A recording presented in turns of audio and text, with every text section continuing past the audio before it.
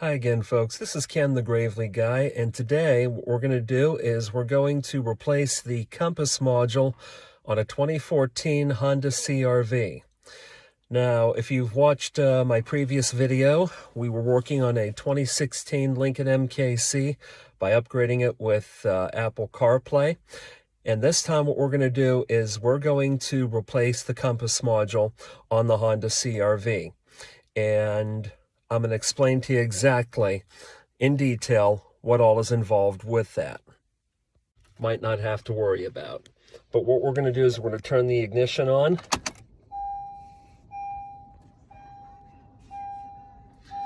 Now, turn the radio off. Now, if you're seeing what I'm seeing right here, the vehicle is pointing south and it's in the calibration mode.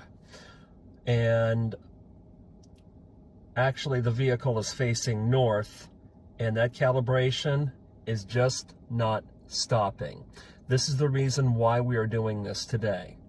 So what we're going to do is we're going to get to that module, which is in the back of the vehicle, and we're going to change it.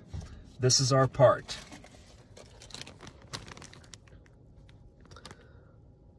As you can see, that's the part number that you need for this particular model. There's also another vehicle, or another video, I should say, from a man by the name of Philip Bailey. Philip is out of Canada, and he went through all the different troubleshooting modes in order to diagnose why the compass is doing this. And I would strongly suggest that you watch that video first, because if it's something simple like maybe calibrating it with the instructions in the owner's manual or replacing a blown fuse, watch his video first. This video is for anyone who's already tried troubleshooting and they haven't gone anywhere. This is more or less the last resort. And Philip also showed me that there is a much easier way to access that compass module rather than what the dealer is suggesting, and that is taking out the headliner and the windshield pillars.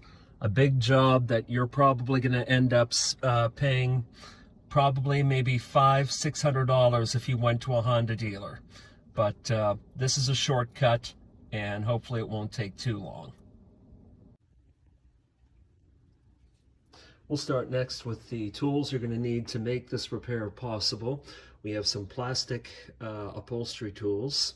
We have the part that we need.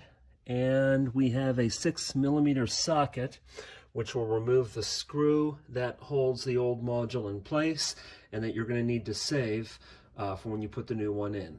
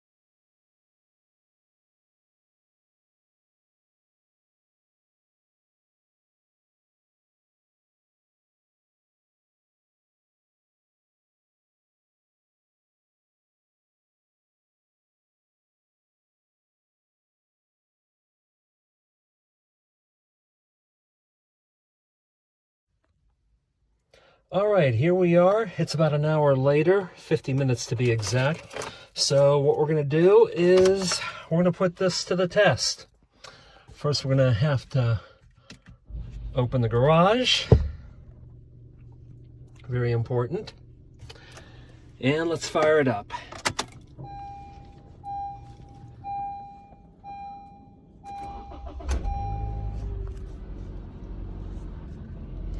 As you can see, it is still calibrating, but this time, rather than pointing south, it's pointing west. So that's good. So what we're gonna do is we're gonna drive around a little bit and see if we can get this sucker to reset itself.